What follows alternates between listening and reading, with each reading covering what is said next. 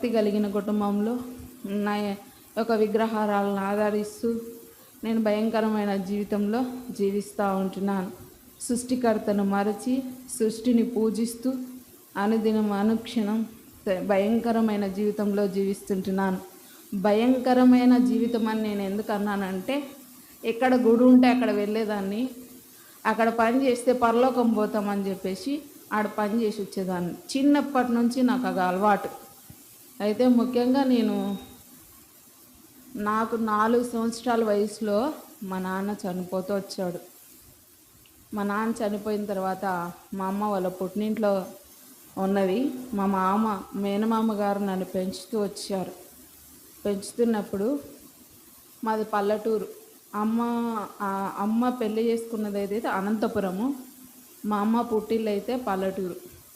అక్కడ పొలం పనులన్నీ చేసుకుంటారనమాట.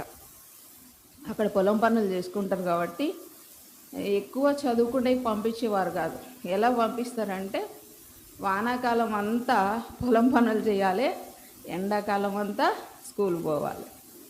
అప్పుడు బాగా సార్లు కొట్టేవాళ్ళు కదా, చాలా భయం కొడితే నాకు. స్కూల్కి పోయినప్పుడు చదువుకోవాలని నాకు చాలా ఇష్టం.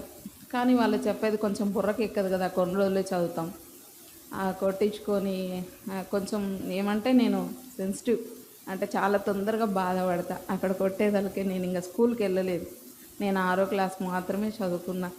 దేవుని కృపను బట్టి దేవుడు చదువు నేర్పించాడు. 6వ క్లాస్ కూడా ఓన్లీ ఎండాకాలం చదువు మాత్రమే, వానాకాల చదువు కాదు. కానీ ప్రభు ఉద్దేశములు సంకల్పములు వేరుంటాయి. భూమి పునాది వేయకముందే క్రీస్తులో నన్ను ఏర్పరచుకున్నాడు దేవాది దేవుడు. ఆ విధంగా నాకు బైబిల్ చదువు కొంతగా చదవగలను.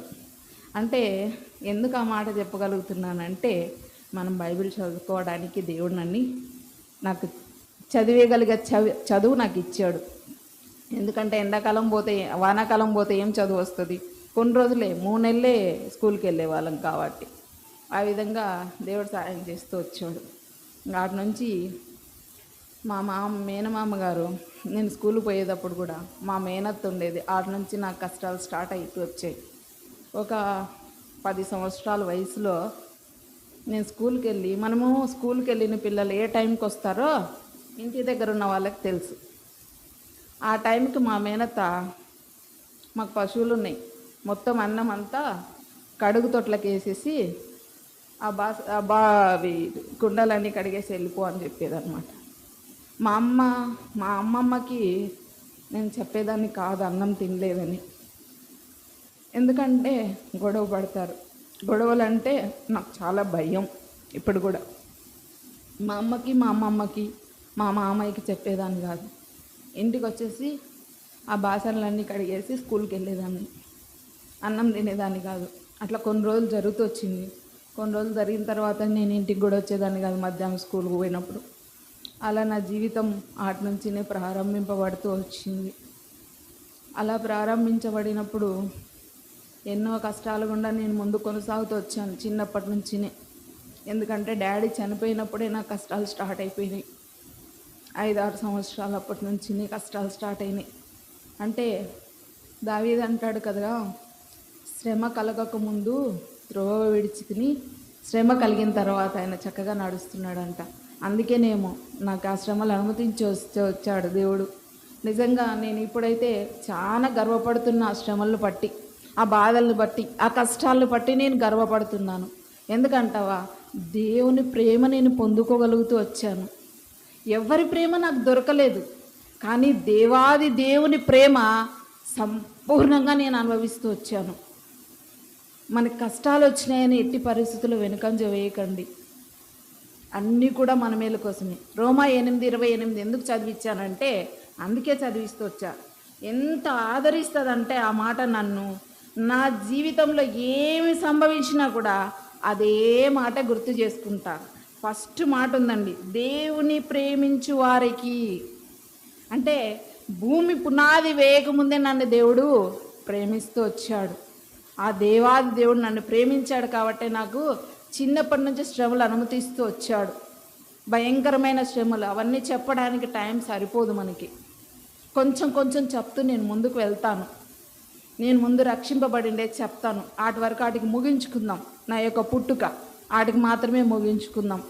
ఆ తర్వాత కూడా ఎన్నో శ్రమలు పడ్డాను, అవన్నీ మనకొద్దు, ఎందుకంటే టైం సరిపోదు కాబట్టి కొంచెం కొంచెం చెప్తూ ముందుకు వెళ్దామని చెప్పుకుంటున్నాను. అయితే నాతో దేవుడు ఎలా మాట్లాడాడంటే లూకాసు వార్త 15వ అధ్యాయము, లూకాసు వార్త 15వ అధ్యాయము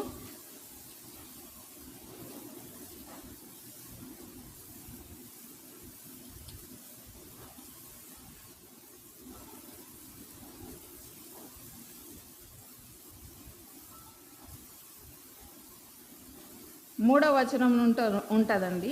అంతా మనం చదువుకోవద్దు, కానీ నేను టూకీగా చెప్తా. అక్కడ గొర్రెలు ఉన్నాయి. ఎన్ని ఉన్నాయి? గొర్రెలు ఉన్నాయి. 100 గొర్రెలు ఉన్నాయి. నాకు తెలియదు మందిరం అంటే, దేవుడు అంటే నాకు తెలియదు. మా పక్కన ఇట్లనే పెట్టింటే ఒట్టిగా అట్లా వెళ్ళా, విందాము వాక్యం అంటే ఏంటో చూద్దాము అని వెళ్తే ఆయన వాక్యం చెప్తున్నాడు. 99 మంది నీతిమంతుల విషయము కలుగు సంతోషము కంటే ఒక పాపి విషయమై కలుగు సంతోషము ప్రభుకి అధికమంట. అంటే పాపిని కూడా ప్రేమిస్తాడా? అదేంటి? 99 మంది నీతిమంతుల్ని ఇడిచిపెట్టి ఒక పాపిని దేవుడు వెతుకుతాడా అని నాకు ఒక డౌట్ వచ్చింది. కానీ విన్నా ఆడ కూర్చొని అట్లా లేచిపోయినా. పాపిని ప్రేమిస్తాడా? అదే నా చెవులో మోగుతా ఉంది. పాపిని ప్రేమిస్తాడా?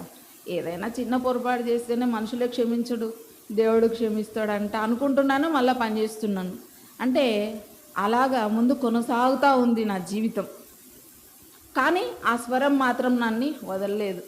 మళ్ళీ ఒక ఆదివారం పోయినా, ఆడ ఏం మాట్లాడలేదు. కానీ ఆయన ఏమన్నాడంటే, అమ్మ మేము మళ్ళీ వారం వస్తాము, కొన్ని ఇక్కడ నీళ్లు పెట్టి అట్లా కొంచెం ఊడుస్తారా అన్నాడు. సరేలే, ఎందుకంటే నాకు భక్తి కదా, ఊడవడం పెట్టడం అంటే నాకు భక్తి కాబట్టి సరే అన్నా అని చెప్పిన. అయితే మళ్ళీ వారం వచ్చారు, మా ఇంటికి కూడా వచ్చారు, ప్రార్థన చేశారు వాళ్ళు. ప్రార్థన చేసిన తర్వాత నేనేమనుకున్నానంటే, ప్రార్థన చేసిపోయిన తర్వాత అమ్మ ప్రార్థన చేశారు, దేవుడు ఆశీర్వాదములు ఇస్తాడులే అనుకున్నా. అంటే యేసుప్రభు ఆశీర్వాదాలు ఇచ్చే దేవుడు, క్షమించే దేవుడు అని నాకు తెలియదు కాబట్టి ఆశీర్వాదాలు ఇస్తాడు, మా ఆయన్ని మారుస్తాడులే అనుకున్నా. అని వాళ్ళు వచ్చి ప్రార్థన చేసేసి వెళ్ళిపోతూ వచ్చారు. వచ్చిన తర్వాత కొన్ని సమస్యలు వచ్చాయి నాకు. వాళ్ళు వెళ్ళి ప్రార్థన చేసి వెళ్ళిపోతూ వచ్చారు. మా బాబు స్కూల్కి వెళ్తాడు, అక్క దగ్గరికి అక్క పక్కన చర్చి పెట్టారు, నేను వెళ్ళాను అని చెప్పాను. ఆమె ఏమన్నదంటే, అక్క దేవుని నమ్ముకుంటే కొన్ని కష్టాలు వస్తాయని చెప్పింది. కష్టాలన్నా గొడవలన్నా చాలా భయం కదా నాకు. అప్పుడు కొంచెం గొడవ వచ్చింటే భయపడ, అమ్మ ఈ దేవుడు నాకు వద్దు, ఈ దేవుడే వద్దు నాకు అని చెప్పేసి అలా కీస్ ఇవ్వాలనుకున్నా. వాళ్ళు రాలేదు. నేనేమని ప్రార్థన చేసి, నాకు ప్రార్థన అంటే తెలీదు, ఒట్టి ఆ వాక్యం ఒకటే విన్నా అంతే. నేనేమని చేశా, ప్రభువా వీళ్ళు వస్తే నన్ను మందిరానికి పిలుస్తారు, వీళ్ళు రావద్దు అంటే రాత్రి పగులు అదే ప్రార్థన చేశా. వీళ్ళు రావద్దు, యేసుప్రభువులు వీళ్ళు వస్తే నన్ను పిలుస్తారు, అమ్మో అడిగిపోతే కష్టాలు అంటూ వద్దు. ఇంకా రాత్రి బవళ్ళు అదే. వాళ్ళు రాలేదు. సండే మందిరం పెట్టలేదు అక్కడ. సరే అయిపోయింది. 2-3 రోజులు గడిచి అమ్మ వాళ్ళు రాలేదని నాకు నేను సర్ది చెప్పుకున్నా, గమనైపోయినా. శుక్రవారం వచ్చింది. ఒకవేళ నిన్న వారం పని ఏదన్నా ఉండి ఈ వారం వస్తారేమో, అమ్మో ఈ వారం కూడా రావద్దని చెప్పేసి శుక్రవారం నుంచి ప్రార్థన మొదలుపెట్టిన. ఏమని? వాళ్ళు రావద్దు, ఈడ మందిరం జరపొద్దు. శుక్రవారం నుంచి ఆదివారం దాకా నోట్లో ప్రార్థన చేస్తూనే ఉన్నా. అది ప్రార్థన అని తెలియదు నాకు. అయితే ఆ సండే రాలేదు వాళ్ళు. ఇలా సండే దేవుడు మందిరంలో కలుసుకుంటారని కూడా నాకు తెలీదు. కానీ ఆ సండే రాలేదు. సరే ఇంకా అప్పటికి ఇంకా సంతోషపడ్డా, ఎందుకంటే నా సంతోషం అతిపోయింది వాళ్ళు రాలేదని చెప్పి. కాకపోతే మాది కిరాయి ఇల్లు. మళ్ళీ సండే వచ్చేదలకి వస్తారేమో, వాళ్ళకి ఈ వారం కూడా పని లేదు కదా, మళ్ళీ సండే వచ్చేదలకి వాళ్ళు వస్తారేమో, వీటి నుంచి వేరే చోటుకి వెళ్ళిపోవాలని చెప్పేసి వెంటనే వేరే చోట ఇల్లు చూసి అక్కడ పక్కన షిఫ్ట్ అయిపోతూ వచ్చాను. వేరే ఇంటికి షిఫ్ట్ అయిపోయినాను. అప్పటి నుంచి దేవాది దేవుడు నాతో మాట్లాడుతూ వచ్చాడు. నిద్ర పోనివ్వలేదు, నిద్ర పోనీయలేదు. 1 ఇయర్ నేను నిద్రపోలే. 1 ఇయర్ అన్నం తినలే, నీళ్లు తాగలే. నీళ్లు ఒక గ్లాస్ బలవంతంగా తాగినా వెనుకొచ్చేది అట్లా చేసినాడు దేవుడు నన్ను. ఆ ఇంటికి మారిన ఒక వారం రోజులే నాకు జ్వరం వచ్చింది. జ్వరం వస్తే హాస్పిటల్కి వెళ్ళాం. ఆయన చూసి మలేరియా జ్వరం అన్నాడు, ట్యాబ్లెట్లు ఇచ్చాడు. ఆ మింగితో వచ్చా, తగ్గలేదు. వేరే హాస్పిటల్ పోయినాం. ఆయన టైఫాయిడ్ అన్నాడు, ఆయన ఇచ్చాడు.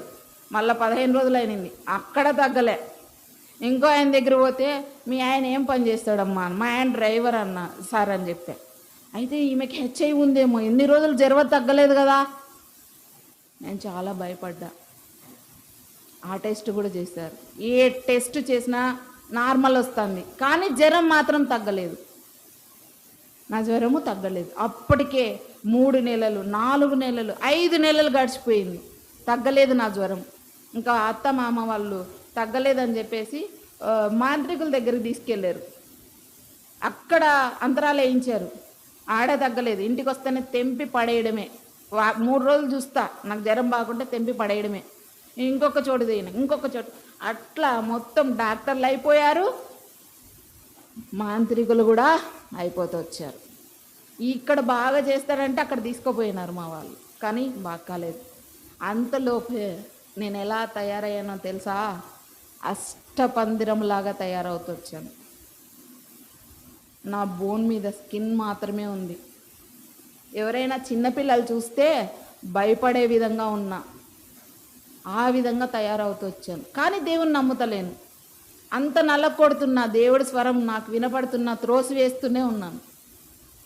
ఆ విధంగా తయారైపోయినాను. ఇంకా లాస్ట్ ఒక మాంత్రికుని తీసుకొచ్చాడు మా ఆయన. అలా కూర్చున్నాడు. ఆయన ఏం చెప్పాడు? బాబు, నువ్వు బయటికి వెళ్ళి నిమ్మకాయలు తీసుకురా, నీ భార్యకు పట్టిన దయ్యం అలాంటిది ఇలాంటిది కాదు. ఏం దయ్యం పట్టిందో చెప్పనా? మోహిని దయ్యం పట్టింది. మోహిని దయ్యం పట్టింది. ఆయన ఏమో నిమ్మకాయలు తెచ్చేకెళ్ళాడు. నేను చిన్న బాబు, 3 సంవత్సరాలే చిన్న బాబుకి, బాబు నేనే ఉన్నాం. ఆయన చెప్పకూడని మాటలన్నీ చెప్పాడు. ఏమన్నా అంటే ఆయన నన్ను ఏమన్నా చేస్తే నేనేమనలా. అవునా అవునా అన్నిటికీ ఆయన చెప్పిన దానికి అంతా తల ఊపుతూ వచ్చాను. మా ఆయన ఇంటికి వస్తానే ధైర్యం వచ్చింది. ఆయన నిమ్మకాయలు లేవని చెప్పాడు. నిమ్మకాయలు లేవంటే సరే బాబు ఏడన్నా పోయి తీసుకురా అంటే ఆయనతో చెప్పాను, అంకుల్ మీరు రేపు కానీ ఎల్లుండి కానీ రండి, నేను నిమ్మకాయలు తెచ్చిపెట్టింటా అని చెప్పా. ఎందుకంటే ఆయన నన్నేమనకూడదు, ఆయనతో మాట్లాడాలి మంచిగా నేను. అంటే ఈయనేమో నేను పోతా అంటున్నాడు. ఆయన దుక్కు నాకు కోపం వచ్చి మా ఆయన దుక్కు బిర్రగా చూసా. నువ్వు ఆడ కూసో ముందు అన్న. కోపం నాలో అంత కోపం వస్తుంది. సరే మా ఆయన గమ్మును కూర్చున్నాడు. కూర్చుంటేనే ఆ తాతయ్య వెళ్ళిపోతాడు, అంకుల్ వెళ్ళిపోయాడు. భయంకరమైన మాటలు ఆయన నాకు చెప్తూ వచ్చాడు. నేను మా ఆయనతో చెప్పాను, ఎందుకు అంత కోపం చేసుకున్నావు అన్నాడు.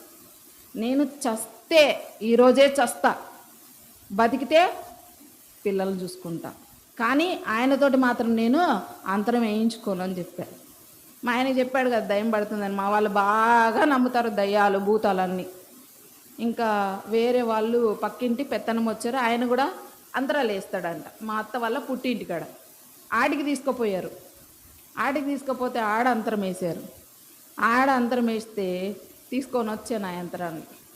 ఇంటికి వచ్చాను. ఆయన ఏం చెప్పాడంటే సండే రమ్మ, మళ్ళీ వచ్చి టెంకాయ కొట్టుకొని పో అన్నాడు. ఇంకా సండే రమ్మంటే సరే అని చెప్పాను. ఇంటికి వచ్చాను, అంతరం వేయించుకొని. అప్పటికేం బాగా కాలేదు, కానీ ఏదో పని ఉండి బయటికి వెళ్తున్నా. ఒక 2 అక్కలు చర్చికి వెళ్తూ నాకు ఎదురుపడ్డారు. అక్క ఎక్కడికక్క వెళ్తున్నావు, ఇట్లా అయిపోయినావి అన్నాడు. హెల్త్ బాగాలేదక్క అని అన్నా. అక్క యేసు ప్రభు బాగా చేస్తాడక్క రండి అన్నాడు. ఏడొస్తావులే అక్క, ఊకే ఇంతమందే బాగు చేయలేదు, ఆయన ఏం బాగా చేస్తాడులే అన్న. ఒక్కసారి అయితే వచ్చి చూడక్క అన్న. సరే అక్క చూద్దాంలే అని చెప్పిన అన్న. అంతే, అంతటితో అని గమ్మునున్న తర్వాత ఆయన ఆదివారం రమ్మని చెప్పాడు. అక్కడ మా అత్త వాళ్ళ అన్న వాళ్ళు దేవుని నమ్ముకొని ఉంటారు. వాళ్ళు 9 గంటలకంతా చర్చికి వెళ్ళిపోతారు. మా ఊరు నుంచి ఆ ఊరికి బస్సు 1.5 2 గంటలు పడుతుంది. నేనేం చేసిన, ప్రభా ఎట్లన్నా కానీ వాళ్ళు పోకముందే నేను వాటికి చేరుకోవాలని చెప్పేసి ప్రార్థన చేసుకుంటూ పోయినా. నాకు తెలియని ప్రార్థనే, నాకు వచ్చే ప్రార్థన కాదు, చేసుకుంటూ పోయినా. వాళ్ళు రోజు 9 గంటలు పోయేవాళ్ళు, ఆ రోజు 10 గంటల వరకు ఇంటి దగ్గర ఉన్నారు. సరే ఆ టెంకాయ అవన్నీ అడబడేసా, మందిరానికి వెళ్ళా. మా బాబాయ్ వాళ్ళతోటి మందిరానికి వెళ్ళా. ఆయన వాక్యం చెప్తున్నాడు. ఏం చెప్తున్నాడంటే, 2000 దయ్యములు పట్టి దిగంబరుగా తిరుగుతున్న సేనాని స్వస్థపరిచిన దేవుడు నిన్ను స్వస్థపరచడా అని ఆయన నా సైడే చూపిస్తున్నాడు చెయ్యి. అమ్మ ఇదేంది, ఇది ఈయనకెట్లా తెలుసు? నాకు దయాలు ఉన్నాయని తెలుసు కానీ 2000 నా రోజులు 2 దయాలు ఉన్నాయని చెప్పినారు కదా. ఈ 2000 దయ్యంబలనే వెళ్ళగొడతాడంటే దేవుడు, నాలో ఉన్న 2 దయ్యాలు పోవా అని నా మనసులో నేను అనుకున్నాను. కూర్చున్నాడా, కొంచెంగా అట్లా కుదుట పడిన తర్వాత బల్ల తీసుకోకూడదని నాకు తెలియదు. మనం ఏం చేస్తాము, ప్రసాదంలా తీసుకుంటాం. వాళ్ళేమి మా పక్కన ఉన్న పిన్ని వాళ్ళు తీసుకో అని చెప్పారు. ద్రాక్ష రసము బల్ల తీసుకున్నాను. అక్కడ వాళ్ళన్నీ పెట్టారు, తిన్నాను. బస్సులో కూర్చున్నాక ఈ దేవుడు బాగా చేస్తాడు. 2000 దయ్యములని ఎల్లగొట్టినాడంటే దేవుడు, నాలో ఉన్న 2 దయ్యాలను ఎల్లగొట్టాడా అనుకొని బస్సులో అనుకుంటా పోతున్నా. బస్సులోనే పడిపోయా, చేత కావట్లేదు నాకు ఇంటికి. అయితే కొంతమంది మగపిల్లలు, ఇలాంటి పిల్లలు చూసి నన్ను తీసుకెళ్ళిపోయి ఇంటికాడ వదిలిపెడుతూ వచ్చారు. నా జ్వరం ఎట్లా వచ్చేదంటే భయంకరంగా, నన్ను ముట్టుకుంటే కాలిపోయేంత జ్వరం వచ్చేది నాకు. ఆ జ్వరం నన్ను వదిలిపోయిన తర్వాత భయంకరమైన కంపు వాసన వస్తుంది, భయంకరమైన కంపు వాసన. వెంటనే స్నానం చేస్తేనే లేకుంటే నాకు నేనే వాసన కొట్టే అంత జ్వరం నాకు. అలా పడిపోయే ఇంటికి వదిలిపెట్టిన తర్వాత మా మామయ్య, ఇటున్న డోరు మంచిది కాదు, అందుకే మీరు ఇలా చచ్చిపోతున్నారు, ఇంకొక ఇల్లు తీసుకోండి అని బాగా తిట్టాడు. సరే అని చెప్పేసి ఇంకో ఇల్లు చూసా. ఇంకో ఇల్లు ఆడ చర్చి ఉందని నాకు నిజంగా తెలియదు. 2 ఇండ్లు దాటితే చర్చి ఉంది. ఆడ ఇల్లు చూసా. అక్కడ కొంచెం విశ్వాసం వచ్చింది కదా, ఈ దేవుడు బాగు చేస్తాడని. లోపల ఉంది కానీ చర్చికి పోవాలని అనుకోలే నేను. అయితే ఆడ ఇల్లు చూసా. ఆదివారం అంటే ఇంకా అప్పటికి దేవుడు నమ్ముకోలే పూర్తి కదా. అత్తమ్మని తీసుకొచ్చా, ఆమె చేసింది. నేనేం చేశాను తెలుసా, నాకు తెలిసిన మాటల్లో ప్రార్థన చేసుకొని ఆ ఇంట్లోకి ప్రవేశిస్తూ వచ్చా. నేను అవి ముట్టుకోవద్దు, టెంకాయ కొట్టద్దు, నాది నేను చేసుకుంటానని చెప్పేసి ప్రార్థన చేసుకొని ఆ ఇంట్లో ప్రవేశిస్తూ వచ్చాను. వచ్చిన తర్వాత మళ్ళా మా ఫ్రెండ్ ఎదురైంది. వచ్చి అక్క రాక దగ్గరున్నావు కదా చర్చికి అన్నది. సరే అక్క చూస్తా, మీరు ఎప్పుడు అంటే, అక్క మంగళవారం సంఘ ప్రార్థన ఉంటుంది రా అక్క అన్నది. సరే వస్తానక్క అని చెప్పేసి ఇంకా పోవాలని కొంచెం ఆశ పుట్టింది కాబట్టి శ్రద్ధ ఉంటుంది. మా సైడ్ చర్చి 6 గంటలకి స్టార్ట్ చేస్తే 7:30కు ముగిస్తారు. కరెక్ట్ టైం, ఎవరు వచ్చినా ఎవరు రాకున్నా. ఆమె 6 గంటలకు వస్తాననింది కదా, నేను 5 గంటల నుంచే మెట్ల మీద కూర్చున్నా. కూర్చున్న తర్వాత ఆమె కనపడ్డది. సంతోషంగా వెళ్తూ వచ్చా. చాలా రోజులు నిద్రలేని దినాలు గడుపుతూ వచ్చా. నా శరీరం నాకు సహకరించకుండా గడుపుతూ వచ్చాను. నిద్ర ఉండేది కాదు, భయంకరమైన పెయిన్స్. అసలు ఇలా ముట్టుకుంటే ఇలా నొప్పి వస్తుంది అంతగా నేను భరిస్తూ వచ్చినాను. ఇంకా ఆ రోజు మందిరానికి వెళ్ళాను. మందిరంలో ఒక అడుగు పెట్టాను, తెలియకుండా ఈ ఎంట్రుకలన్నీ లేచి కూర్చున్నాయి. ఏంటి ఇట్లా అయింది అని అనుకున్నా నేను. అంటే అక్కడ పరిశుద్ధాత్మ దేవుడు ఉంటాడని తెలియదు కదా కాబట్టి సరే పోయి కూర్చున్న తర్వాత నాకు ఈ దేవుడు అంటే ఎందుకు ఇష్టం లేదంటే, ప్రతి దానికి ప్రార్థన చేయాలంట అని ఒక అపోహ. నీళ్ళు తాగితే ప్రార్థన చేయాలి, అన్నం తింటే ప్రార్థన చేయాలి, కూర్చుంటే ప్రార్థన చేయాలి, పడుకుంటే ప్రార్థన చేయాలని చెప్పారు. శుక్రవారం అట్లా టెంకాయ కొట్టి అంత పని చేసేస్తే అయిపోతుంది, ఈ పగలల్లో ప్రార్థనలు ఏడు చేస్తాం అనుకొని ఇష్టం లేదు నాకు ఈ దేవుడు అంటే. ఆయన ఏమని చెప్తున్నాడు, ఆ రోజు దైవజనుడు లేడు, ఒక అబ్బాయి నిలబడి చెప్తున్నాడు. ముందు పాట పాడాడు ఆ అబ్బాయి. ఏమని పాట పాడాడంటే, ప్రభు యేసు నా రక్షక అనే పాటలో, లెక్క లేని మార్లు పడిపోతిని దిక్కులేని వాడా నేనైతిని అనే పాట ఉంటుంది. ఆ పాట వింటానే ఇంకా నా స్థితిని బట్టి నాకు చాలా ఏడుపు వచ్చేసింది. నాకు తెలియకుండా నా కన్నీళ్ళు ఇలాగా వెళ్ళిపోయిన తర్వాత ఆ అబ్బాయి ఏమని వాక్యం చెప్తున్నాడంటే, విసుకక నిత్యము ప్రార్థన చేయాలని చెప్తున్నాడు. నేను విసుక్కుంటున్నాను కదా ఆ మాటలు మాట్లాడాడు. దానికి బాగా ఏడ్చాను. ఇంటికి పోయి మా ఆయనకి చెప్పాను, ఏమయ్యా నాకు అడిగి పోయింటే కొంచెం నెమ్మది అనిపించింది, నేను వెళ్ళనా అని అడిగిన. మా ఆయనకి నేను బ్రతుకుతానని నమ్మకం లేదు కాబట్టి వెళ్ళు అన్నాడు. సరే వెళ్తూ వచ్చా. దేవుడు ప్రతి దినము నాతో మాట్లాడుతూ వచ్చాడు.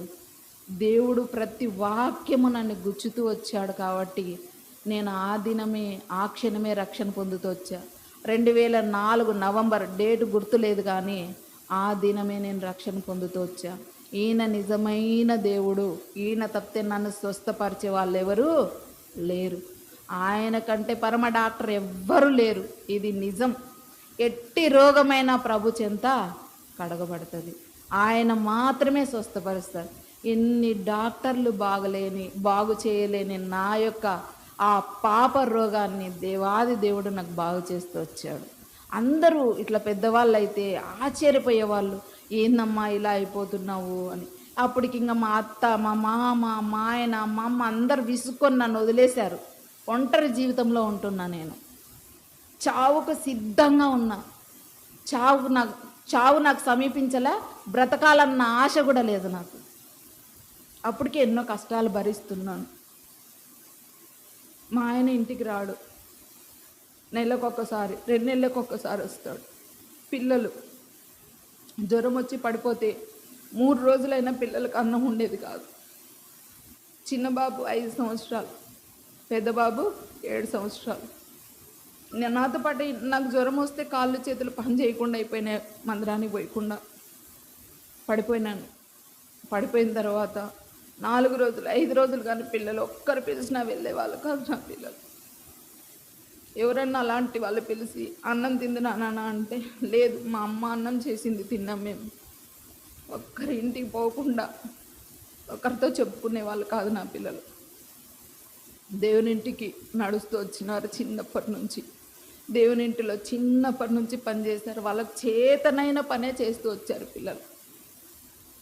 అది కూడా మా మేలు కోసమే. అది కూడా దేవుడు నాకు ఒకటి నేర్పిస్తూ వచ్చాడు.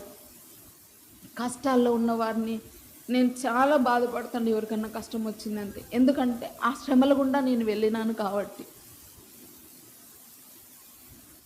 ఆ విధంగా దేవుడు నన్ను స్వస్థపరుస్తూ వచ్చాడు. కొన్ని దినాలు బాగలేకుండా అయిపోయింది. అన్న చెప్పాడు, అమ్మ నువ్వు మందిరానికి వస్తున్నావు కదా, నీకు బాగలేకుండా కావచ్చు, నువ్వు భయపడద్దు అన్నారు. అందరి సంఘం అంతా ప్రార్థన చేశాడు. బాగా అయిపోయింది. మంచిగా దేవుని నమ్ముకున్నా, దేవుని ఇంట్లో పని చేస్తున్నా, దేవుని కొరకు జీవిస్తున్నా. అపవాది ఊరికే ఉండడు కదా, ఏదో ఒకటి శోధిస్తాడు. అప్పటికే మా ఆయన ఇంటికి వచ్చేవాడు కాదు, ఇంటి పట్టించుకునేవాడు కాదు, పిల్లల్ని పట్టించుకునేవాడు కాదు.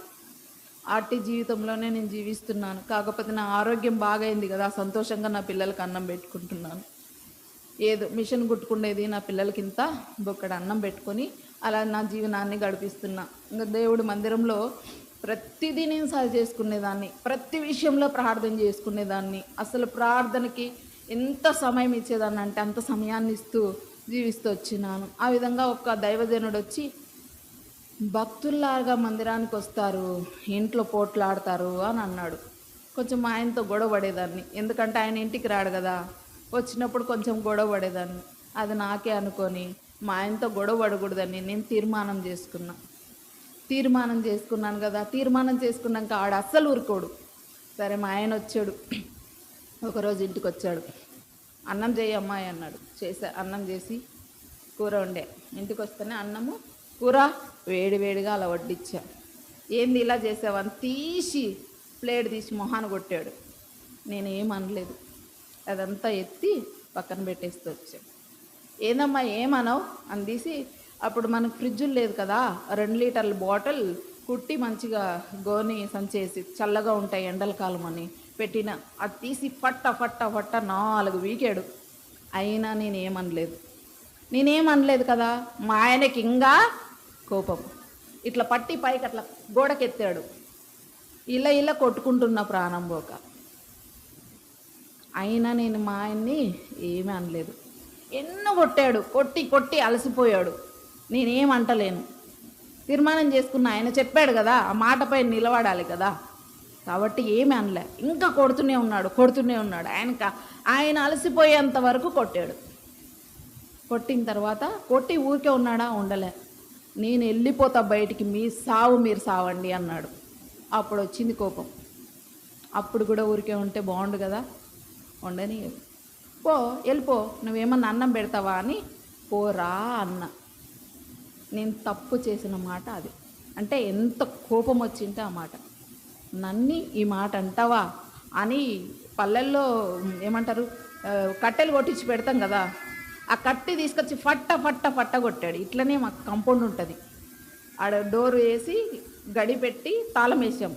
పక్కింటి వాళ్ళందరూ ఇట్లా దుంకేసి వచ్చారు. అయ్యా ఆ పిల్ల చచ్చిపోయాను. వచ్చిన తర్వాత అయ్యే పోయే ప్రాణంలోకి ఉన్నా.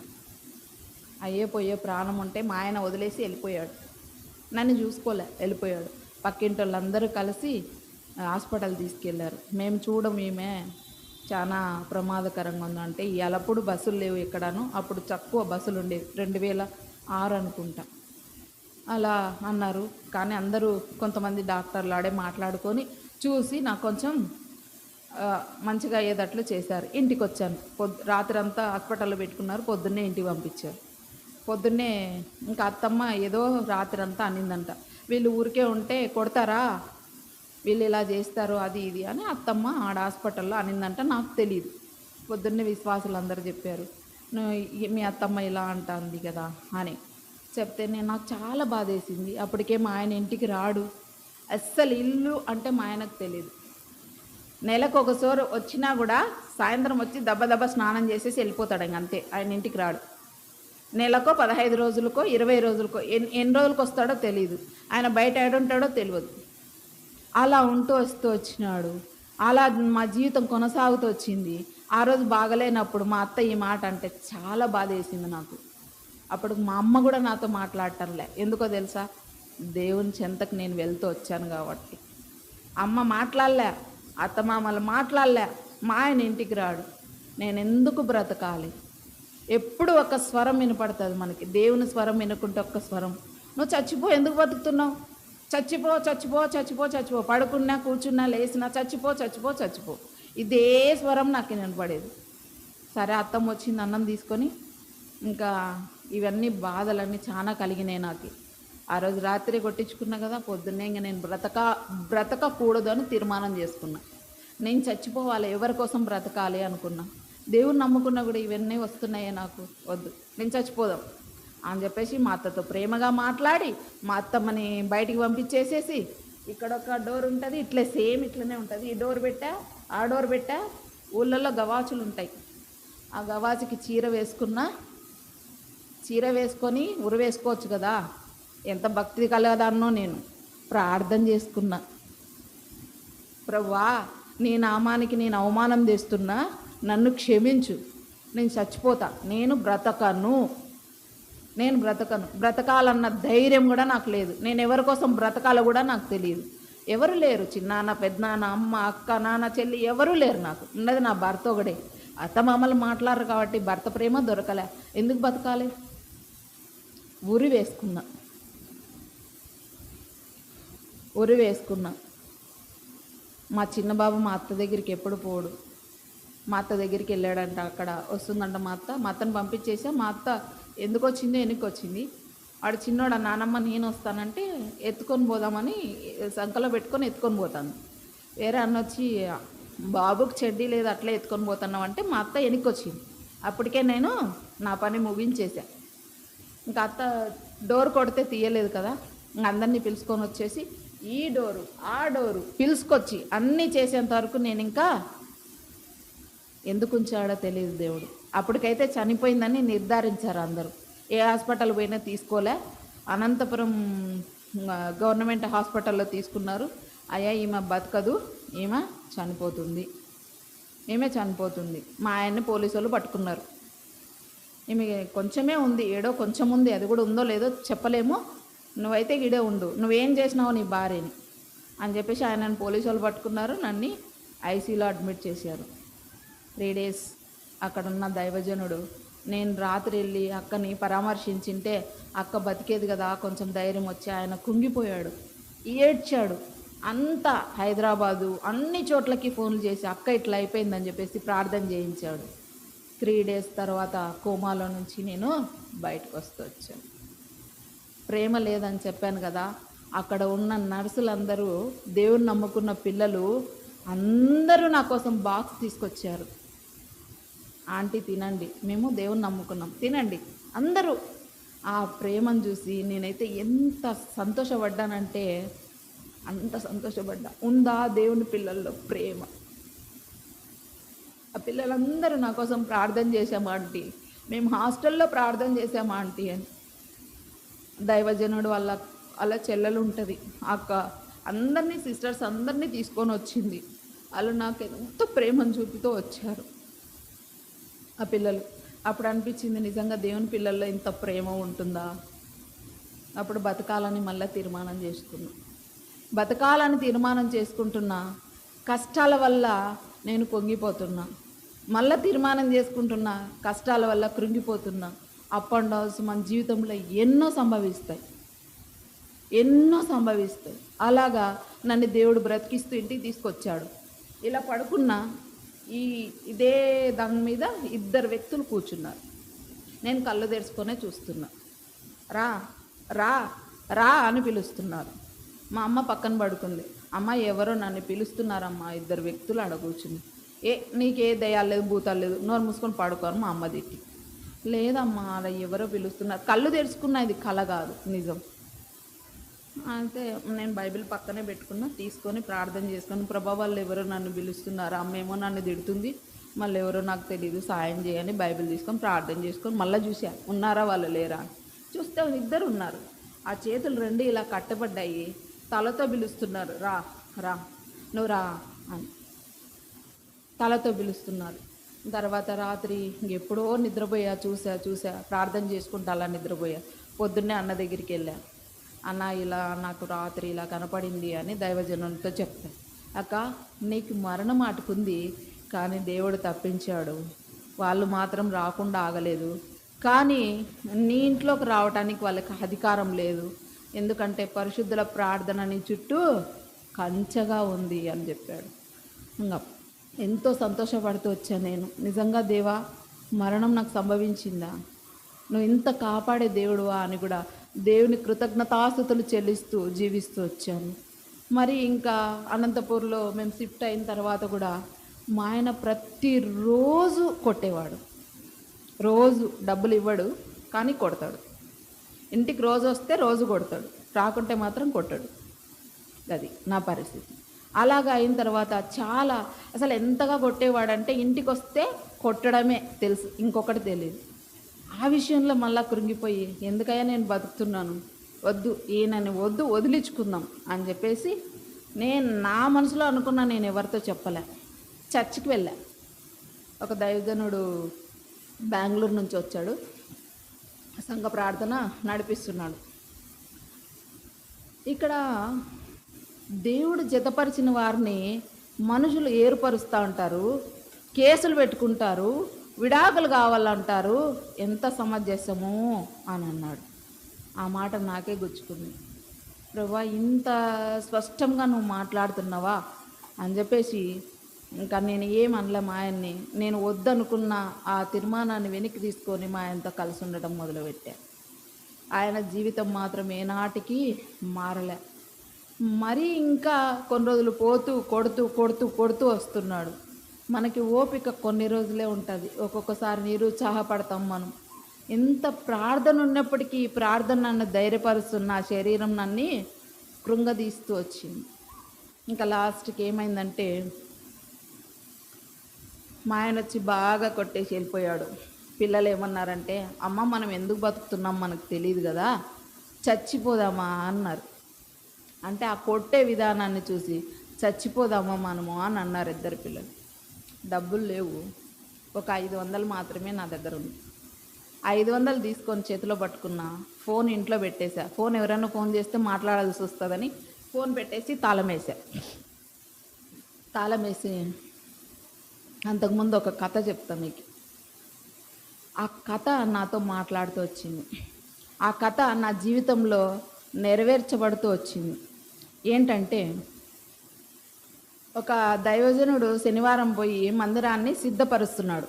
సిద్ధపరిచిన తర్వాత అన్న వాళ్ళు లేటుగా వస్తే మనం ఊకుండం కదా, ఏందయ్యా ఎంతసేపు పోయినామని అరుస్తామని చెప్పేసి ఆయన ఒక 3 సార్లు ఇంటికి ఫోన్ చేశాడు. ఫోన్ లేపలే అక్క. మళ్ళీ చేశాడు, మళ్ళీ లేపలే అక్క. 3ఓసారి చేశాడు, 3ఓసారి కూడా లేపలే. ఇంకేమోలే పని అయిపోయింది కదా అని అన్నింటికి వెళ్ళిపోయాడు. ఏటమ్మాయి ఫోన్ చేశా, నువ్వు ఎత్తలేదని. అయ్యా నాకు ఫోనే రాలేదయ్యా అన్నది. ఎందుకు నేను 3 సార్లు చేశాను, నువ్వు ఫోన్ రాలేదంటున్నావే అని అడిగాడు. ఇంక అక్కడికి వదిలేశాడు. ఎందుకంటే పొద్దున్నే వాక్యానికి సిద్ధపడాలి కదా ఆయన. ఆడికి వదిలేసేసి పొద్దున్నే వాక్యం సిద్ధపడ్డాడు. సండే మెసేజ్ అంతా అయిపోయింది. ఒక యవనస్తుడు వచ్చి అంకుల్ ప్రేయర్ చేయండి అని కూర్చున్నాడు. కూర్చుంటే దా బాబు ఏం పేరు చెప్పాడు. అంకుల్ మీకు ఒకటి తెలుసా? ఏంటి నాన్న చెప్పు. నేను రాత్రి చనిపోదామని ఒక ఎంట్రీన్ డబ్బా తెచ్చి ఆడ పెట్టుకున్నా చనిపోవడానికి. దేవా, ఆ అబ్బాయి దేవుని నమ్ముకున్న అబ్బాయి, దేవా నువ్వు అంటూ ఉంటే నాతో మాట్లాడు, నేను చనిపోను. నువ్వు లేకుంటే ఇది తాగి నేను చనిపోతా అని తీర్మానం చేసుకున్నాడు యవనస్తుడు. ఆ అబ్బాయి ఆ యొక్క మందిరం పేరు సర్వశక్తి గల దేవుడు. అబ్బాయి ఫోన్ ఆడబెట్టి ఇది పెట్టి ప్రార్థన చేసుకున్నా. ఆ ఫోన్ మోగింది. ఆడేమని పడిందంటే సర్వశక్తి గల దేవుడు అని పడింది. ప్రభా ఇది ఒకసారి మోగినావు కదా, ఇంకొకసారి కూడా నాతో మాట్లాడ. మళ్ళా కూడా ఫోన్ మోగింది. ప్రభా ఇంకొకసారి మాట్లాడవా? మళ్ళా కూడా 3వసారి రింగ్ అయింది. ఆ అబ్బాయి అక్కడ చెప్పాడంట, అంకుల్ నీ చర్చి నుంచి నాకు ఫోన్ వచ్చింది. ఆ ఫోన్ ద్వారా ఆ మందు అక్కడ పడేసి నేను ఈరోజు నీ ముందట సజీవునిగా ఉన్నాను అంకుల్ అని చెప్పాడంట. చూడు, దేవుడు ఒక ఫోన్ ద్వారా ఒక యవనస్తుని బ్రతికిస్తూ వచ్చాడు. ఆ విధంగానే నన్ను కూడా బ్రతికించాడు. తాళం వేస్తున్న ఫోన్ ఇంట్లో మోగుతుంది. పిల్లలిద్దరు ఏమన్నారో చచ్చిపోదామన్నారు. సరే మేము చనిపోయినా కూడా మా శవాలు ఎవరికి కనబడకూడదు అని చెప్పేసి ఎక్కడన్నా పిల్లలకి కడుపు నిండా అన్నం పెట్టి చనిపోదాం. చనిపోదామంటే ట్రైన్ కింద పడి చనిపోదామని మేము 3 మాట్లాడుకున్నాం. పిల్లలు మేము 3. తాళం వేస్తుంటే ఫోన్ మోగింది. మమ్మీ ఒక్కసారి ఫోన్ చూద్దామా అని పెద్ద బాబు అన్నాడు. వద్దు నాన్న, మనం అన్నీ వద్దనుకొని పోతున్నాం కదా, వద్దని, ఇది ఒక్కసారి చూద్దాం మమ్మీ అని. ఆ ఫోన్ లిఫ్ట్ చేశా. దైవజనుడు వాళ్ళ అక్క ఫోన్ చేసింది. నేను ఏడ్చేశా. ఎందుకంటే ఆ అక్క వాళ్ళంటే ఇష్టం కాబట్టి ఏడుపు వచ్చేసింది. ఏడుస్తానే అప్పుడే ఉరి వేసుకున్నా కదా, వాళ్ళు భయపడ్డారు. ఏదో అయింది. నా కష్టాలు వాళ్ళకి ఆల్రెడీ తెలుసు, చాలా ఉన్నాయని, మొయ్యలేనంత ఉన్నాయని తెలుసు. షారా ఏమైంది చెప్పంటే, ఏం లేదక్క అన్న. నువ్వు చెప్తావా నేను బాబుని ఎత్తుకొని రావాలా? లేదక్క నేను వస్తా అందుకు పోయి ఇంటికి వెళ్ళిపోయాను. అప్పుడు అక్క ఆ పూటకు అన్నం పెట్టి, ఆ రోజు సండే అన్నం పెట్టి హైదరాబాద్ ట్రైన్ ఎక్కించింది. ట్రైన్ ఎక్కిస్తే మా బావ వాళ్ళతో చెప్పాను నా పరిస్థితి ఇది అని. వాళ్ళు ఒక డిసిజన్ తీసుకొని మా ఆయనతోటి మాట్లాడితే అన్నీ ఆయన ఒప్పుకొని మళ్ళీ కలిసి ఉండడానికి ప్రయత్నిస్తూ వచ్చాడు. వచ్చిన తర్వాత 2012లో హైదరాబాద్కి వచ్చినాం మేము. హైదరాబాద్కి వచ్చినాక నాకు మందిరం దొరకలేదు. హెబ్రోన్ మందిరం తెలియదు కాబట్టి హెబ్రోన్ మందిరం దొరకలే. ఒక దైవజనుని ఫోన్ చేస్తే మందిరం యొక్క అడ్రస్ ఇస్తే ఆటికి వెళ్తూ వచ్చాం. ఆడ దేవుని మందిరంలో మేము వెళ్తూ బలపడుతూ వస్తున్నప్పుడు అక్కడ సియోను ప్రార్థనా మందిరంలో మేము పనిచేస్తూ వస్తున్నాం. అప్పటికి 2012 నుంచి ఆ మందిరానికి వెళ్తున్నాము. 19లో మందిరం కడుతున్నారు. అక్కడ 2019లో మందిరం కడుతున్నారు. ఆ మందిర పని విషయంలో మధ్యలో ఇంకా చాలా జరిగాయి. అవన్నీ చెప్పుకుంటూ పోతే ఈరోజు మన టైం సరిపోదు. అయితే అక్కడ మందిరం కడుతున్నారు. ఆ మందిరం కట్టే విషయంలో దేవుణ్ణి డ్యూటీ అడిగా, ప్రభా నాకు జాబ్ కావాలంటే వద్దు, నువ్వు ఇక్కడ పని చెయ్యని చాలా రెఫరెన్స్లు చూపించాడు దేవుడు. నాతో మాట్లాడుతూ వచ్చాడు. లేదు ప్రభా నేను చెయ్యను. లేదు నువ్వు చెయ్యాలి, మందిరంలో పని చేయాలి మాట్లాడుతూ వచ్చాడు. సరే ప్రభా అని చెప్పేసి తీర్మానం చేసుకున్నా. పని చేస్తున్నా మందిరం పని అంతా చేస్తున్నా. నేను నా పిల్లలు ఎవరేమనుకున్నా మందిరంలో పని మాత్రం మొదలలేదు. పని చేయడం మొదలు పెడుతూ వచ్చాం. పని చేస్తున్నాము. మందిరంలో పని చేసినా కూడా విశ్వాసులకి అసూయ. అంతా వాళ్ళే చేయాలా అని సనుగుకొని గొనుక్కున్నారు. ఎవరెన్ననుకున్నా దేవుడి వాగ్దానమే నేను చేతబట్టుకున్నా. ప్రభా మరి నేను డ్యూటీకి వెళ్ళకుంటే నా పిల్లలు పోషించుకోలేను. మా ఆయన డబ్బులు ఇవ్వడు, ఉన్నాడంతే భర్త, డబ్బులు ఇవ్వడు. మరి ఎట్లా అని అడిగిన. సియోన్లో నుంచి నిన్ను నేను ఆదుకుంటా.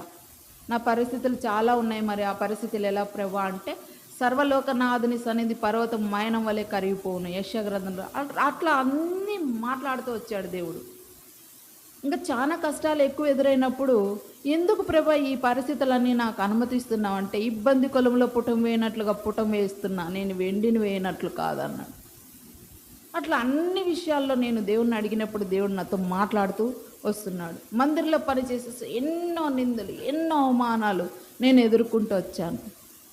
అంతకుముందు డ్యూటీకి వెళ్తూ వచ్చాను. డ్యూటీకి వెళ్ళి మానేశాను అనమాట. ఆ డ్యూటీకి వెళ్ళే విషయంలో మా ఆయన డబ్బులు ఇవ్వలేదని చెప్పాను కదా. ఆ డ్యూటీకి వెళ్తున్నప్పుడు ఇంట్లో మాకు ఫుడ్ లేదు, నా పిల్లలకి 2 పూటలా పెట్టుకోవడానికి ఫుడ్ లేదు అసలు. 5,000 నా జీతం.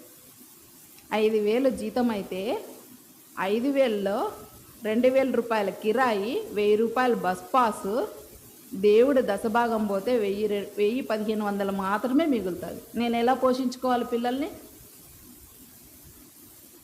అలాగా నేను డ్యూటీకి వెళ్ళినప్పుడు, ఆడ డ్యూటీ చేసేటప్పుడు సార్లంతా ఉంటారు. కొంతమంది మాట్లాడుకొని అప్పటికప్పుడు బిర్యానీలు తెచ్చుకుంటారు. వాళ్ళ అన్నం పడేస్తారనమాట.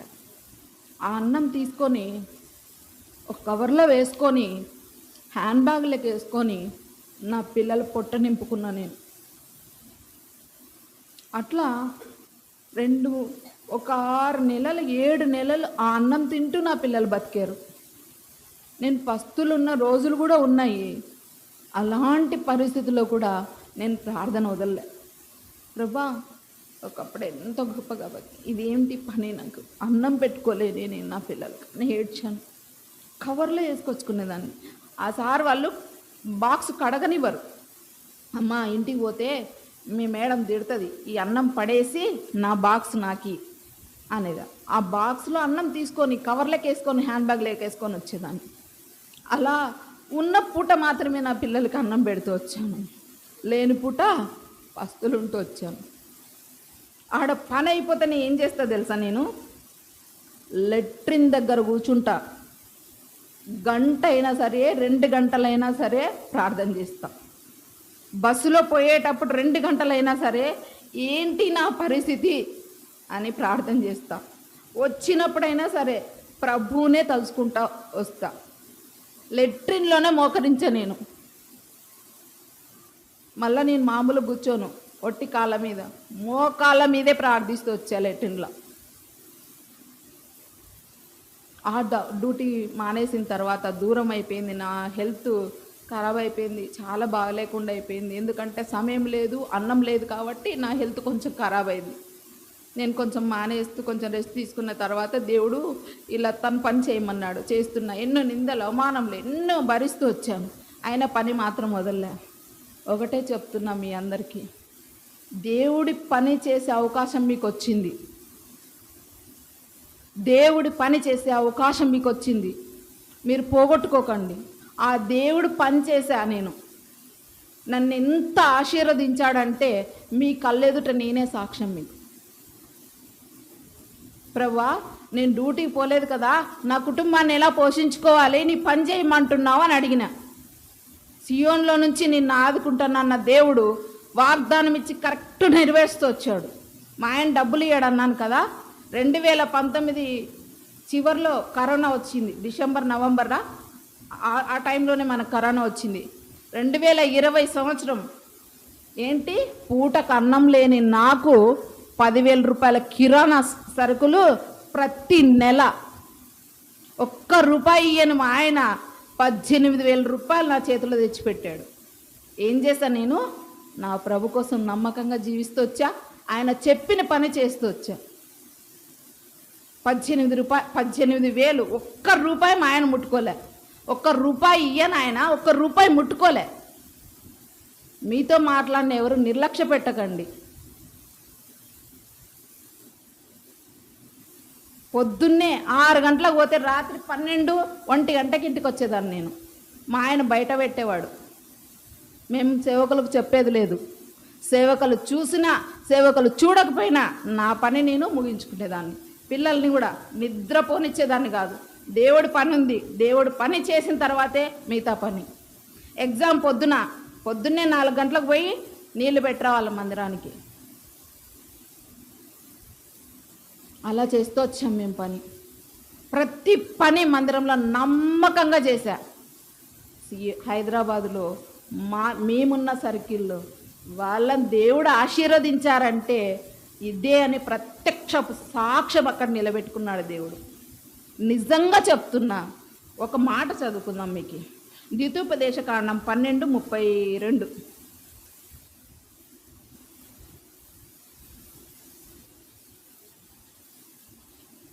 12:32 చదువు.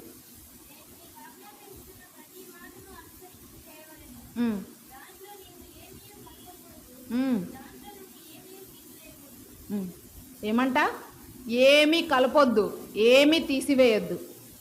ప్రభు ఇచ్చిన పని అయినా సరే, ప్రభు ఇచ్చిన మాటలైనా సరే, ప్రభు ఇచ్చిన సాక్ష్యమైనా సరే ఏది తీసివేయకూడదు. ఇంకొక మాట చదువుకుందాం. ప్రకటన 22:18.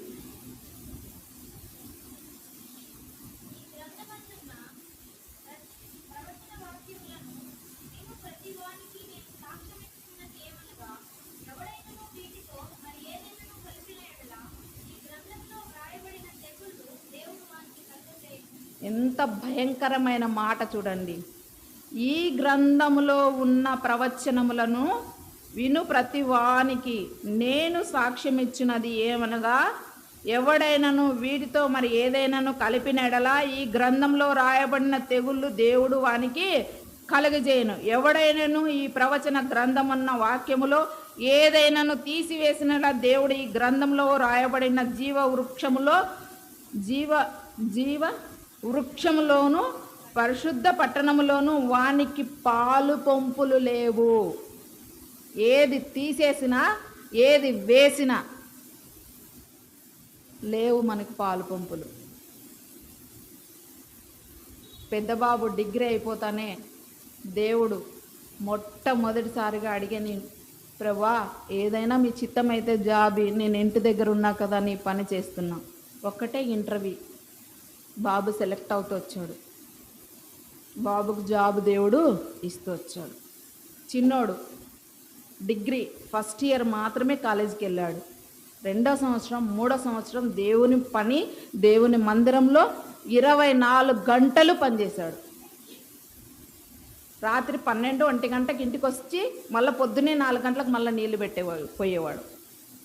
అంటే నేను ఎందుకు చెప్తున్నానంటే, అట్టి ఆశీర్వాదములు ప్రభు మందిరంలో మనకున్నాయి. అట్టి ఆశీర్వాదములు, గొప్ప గొప్ప ఆశీర్వాదములు. ఏం చేయాలి? పని చేయాలి ప్రభు మందిరంలో. మనం సేవకుడు ఇవ్వడండి మనకి, విశ్వాసులు ఇవ్వరు, నిందించే వాళ్ళు మనకి బహుమానాలు ఇయ్యరు, అవమానపరిచే వాళ్ళు మనకు బహుమానములు ఇయ్యరు. దేవాది దేవుడు చూడాలి మన పని. ఏ పనైనా సరే. నేను వీటికి రావడానికి కారణం 3 days నాకు నిద్ర లేదు. ఏంటి ప్రభా నాకు నిద్ర లేదు అంటే, నాకు ఈ మందిరం నాకు చూపించాడు దేవుడు. ప్రభా నేను చెప్పుడుకు అర్హురాలనా, నీ సాక్ష్యం పంచుకో. నాతో మాట్లాడినావు కదా, అన్నతో కూడా మాట్లాడు. నాతో మాట్లాడిన దేవుడు అన్నతో కూడా నువ్వు మాట్లాడాలి. ఎందుకంటే దేవుడు మనతో ఒక్కటే మాట్లాడు, అందరితోనూ మాట్లాడతాడు. ప్రార్థన చేసుకున్నాం. అమ్మతో మాత్రమే చెప్పా, అమ్మ నాతో ఎందుకో దేవుడు ఇలా మాట్లాడుతున్నాడు, ప్రార్థన చేయి మరి అని. నేను భయపడ్డా, నేను వెళ్ళను ప్రభా అన్న. యెషయా గ్రంథము 41వ అధ్యాయము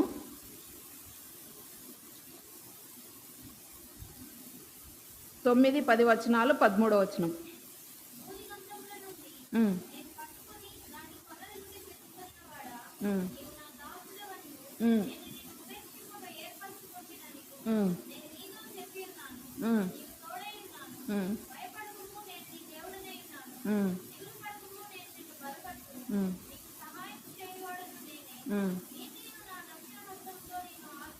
పదమూడు.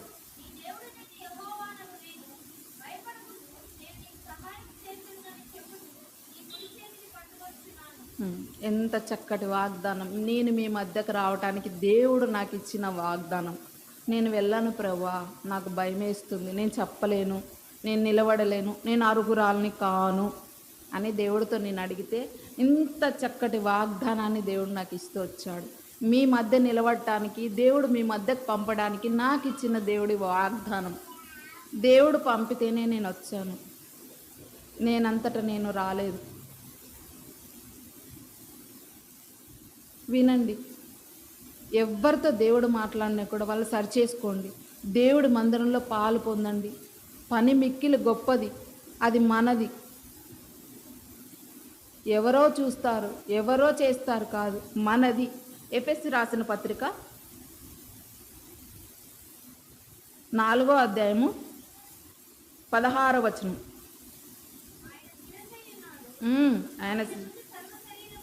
ఆయన నుండి సర్వ శరీరము చక్కగా అమర్చబడి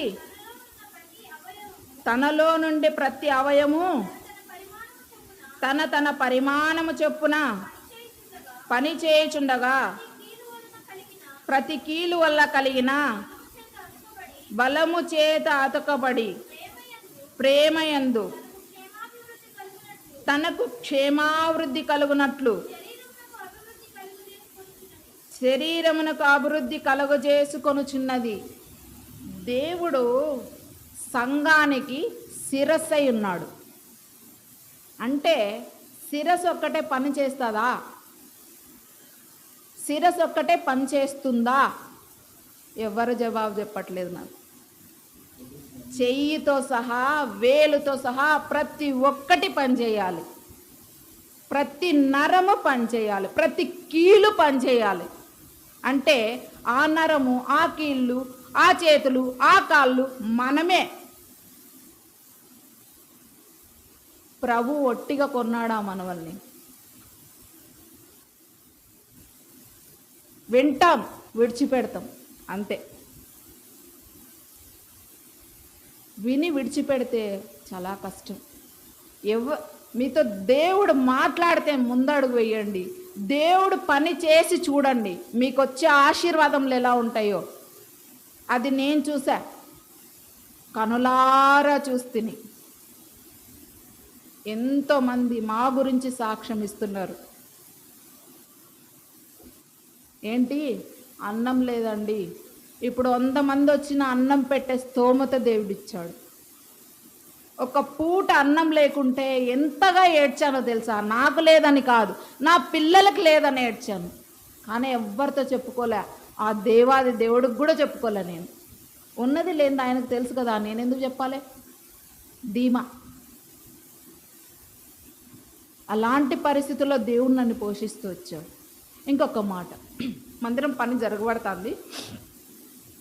నాకు 15 తులాల బంగారం ఉండే, అంతా మా ఆయన పోగొట్టాడు. చెవుల్లో కమ్మలు కూడా నాకు లేవు. అవన్నీ తుచ్చమైన తీసేసుకున్నా, వదిలేసుకున్నా, అయిపోయింది అంతే. అయిపోయిన తర్వాత నా దగ్గర ఉన్న కొన్ని వస్తువులు ఉన్నాయి. వస్తువులు ఉంటే ప్రతి దైవజనుడు నీకున్న బంగారు ఇవ్వచ్చు కదా, నీకున్న బంగారు ఇవ్వచ్చు కదా.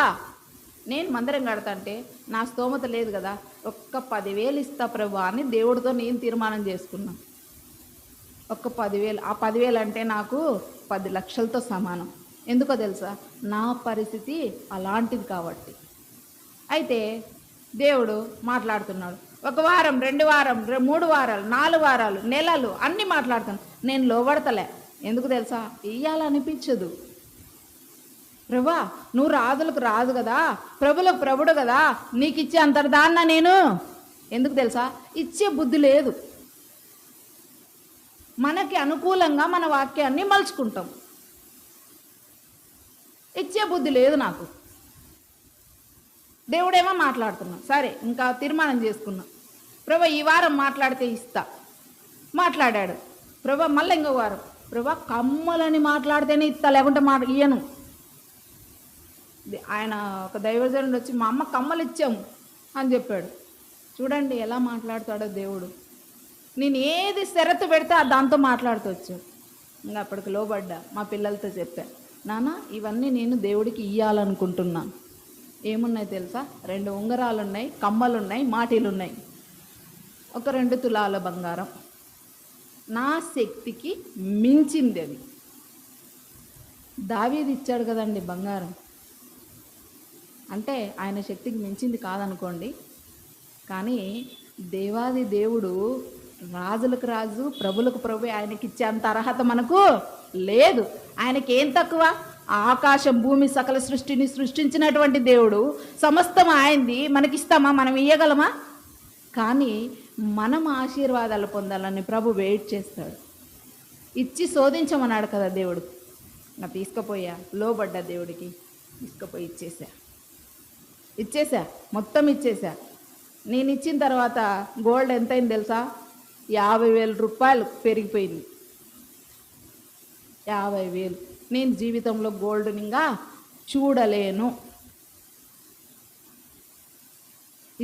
ఇచ్చేది మనస్పూర్వకంగా ఇవ్వాలని ఆ మాట నాకు చాలా బాగా నచ్చింది. నిన్న దైవజనుడు, మొన్న దైవజనుడు మనతో మాట్లాడుతూనే ఉన్నాడు. సనిగి గొనికి ఇవ్వకండి, ప్రతిఫలం పొందం. రూపాయి ఇచ్చిన దేవుడికి సంతోషంగా ఇవ్వండి, దానికి మాత్రమే ప్రతిఫలం పొందుతాం. మళ్ళా సంవత్సరానికి నాకు ఎంత గోల్డ్ ఇచ్చాడు తెలుసా? 10 తులాలం బంగారం ఇచ్చాడు దేవుడు. అంటే నేను కావాలని అడగలేదండి, ఇచ్చాడు. అంటే ఇచ్చి శోధించమన్నాడు. నేను శోధించలేదు, నేను అడగలేదు, కానీ దేవుడు ఇచ్చాడు నాకు, అంతే. నేను అడగలే, నా బంగారు పోయిందని నేను ఏ రోజు బాధపడలే. ఇచ్చా, సంతోషంగా ఇచ్చా. నేను దేవుడికి సంతోషంగా పనిచేశా, సంతోషంగా దేవుడు నన్ను ఆశీర్వదిస్తూ వచ్చాడు, సంతోషంగా దేవుడు నాకు పిల్లలకి ఇద్దరికి జాబ్ ఇస్తూ వచ్చాడు. నా పిల్లలు ఏ రోజు ప్రైవేట్ స్కూల్లో చదవలేదు, గవర్నమెంట్ స్కూల్ చదివారు నా పిల్లలు. నాకు చదివిచ్చే స్తోమత లేదండి. నా పిల్లలు ఈరోజు క్యారియర్ మైండ్ స్పేస్ కంపెనీలో పనిచేస్తున్నారు. అర్హురాలనా నేను? అర్హురాలనా? అర్హులమా మనము? దేవుడు ఎంత గొప్ప ఉన్నత స్థానానికి మనకి ఎక్కించాలని చూస్తాడు తెలుసా?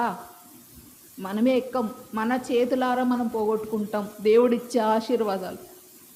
నాకెవరు చెప్పలే మందిరంలో పని చేయమని. నాకు నేను, ఆయన చూసిన సేవకుడు చూడకపోయినా నా పని నేను చేసుకోవడమా, రావడమా ఇంటికి. అది 12 అయినా, 1 గంట అయినా, 2 గంటలైనా, ఎంత సమయమైనా, ఎంతమంది నిందించినా ఈమె ఒక్కటే చేస్తుంది పని. చేస్తూనే ఉంది. ఆడోళ్ళే మాట్లాడతారు, లెక్క చేయకండి. ప్రభు మాత్రమే చూడాలి మన పని. నేను చేశానండి, హృదయపూర్వకంగా దేవుడు పని చేశాను. నాతో మాట్లాడితే హృదయపూర్వకంగా ప్రభు లోబడుతూ వచ్చాను. దేవుడు కూడా అదే హృదయపూర్వకంగా నన్ను ఆశీర్వదిస్తూ వచ్చాడు. నిజంగా చెప్తున్నా, నా కొడుకు పెళ్ళి కూడా ఎంత ఘనంగా దేవుడు జరిగిస్తూ వచ్చాడు. నేను చాలా ఏడ్చాను. అనజనాంగం కుటుంబం నుంచి వచ్చాను కదా, నాకు ఎట్లా, నా పిల్లలకి ఇల్లు లేదు, ఏం లేదు, ఎలా పెళ్ళి అవుతుంది, నాకు ఎవ్వరూ లేరు, ఎలా పెళ్ళి అవుతుంది అని 3 సంవత్సరాలు ఏడ్చా. నేను ఏ రోజు నా పెళ్ళి చేయాలి అనుకోలేదు, వాళ్ళే వచ్చారు. మాకు ఇష్టమైంది, మా గురించి ఎంక్వైరీ చేయలే. వాళ్ళు ఎవరో మాకు తెలియదు, మేమెవరో వాళ్ళకి తెలియదు. దేవుడు నాతో మాట్లాడు ప్రభువా. నేను ప్రార్థన చేశా, నాతో ఏ వాక్యం మాట్లాడతావో వాళ్ళతో ఆ వాక్యం మాట్లాడితేనే నేను పెళ్ళి చేసుకుంటా, తీర్మానం చేసుకున్నా. 1 కట్నం అడగలే, 2 క్యాస్ట్ అడగలే. నేను దేవుని మహిమార్థమై చెప్తున్నాను. కట్నాలు, కులాలు ఇవే మన క్రైస్తవ జీవితంలో వెళ్ళిపోతున్నాం వెనుకకి.